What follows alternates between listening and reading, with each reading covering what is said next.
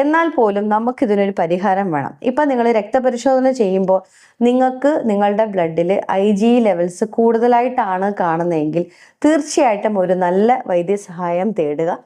Allergy അല്ലെങ്കിൽ IgE levels കുറയ്ക്കാനായിട്ട്, ബ്ലഡിൽ കുറയാനായിട്ട് ധാരാളം വളരെ ഫലവത്തായിട്ടുള്ള മരുന്നുകളുണ്ട്. വളരെ പാർശ്വഫലങ്ങളൊന്നുമില്ലാത്ത നല്ല മരുന്നുകളുണ്ട്. അത് കഴിച്ച് നിങ്ങളുടെ IgE ലെവൽസിനെ കൺട്രോളിൽ കൊണ്ടുവന്ന് നിങ്ങൾ ആ ഒരു അലർജിയെ മുക്തി നേടാനായിട്ട് ശ്രദ്ധിക്കുക. കാരണം പലപ്പോഴും നട്ട്സ് അലർജിയൊക്കെ ലോങ് ടേം ആയിട്ട് നിൽക്കുന്നതായിട്ട് പലപ്പോഴും നമ്മൾ കാണാറുണ്ട്. പലതരത്തിലുള്ള തീവ്രമായ അവസ്ഥകളും അതുണ്ടാക്കാറുണ്ട്. അതുകൊണ്ട് അലർജി ഒരു നിസ്സാരമായിട്ട് കാണാതെ അതിനെ കൃത്യമായി മരുന്നുകൾ എടുത്ത് അതിനെ നിയന്ത്രണത്തിൽ കൊണ്ടുവരാനായിട്ട് ശ്രമിക്കുക.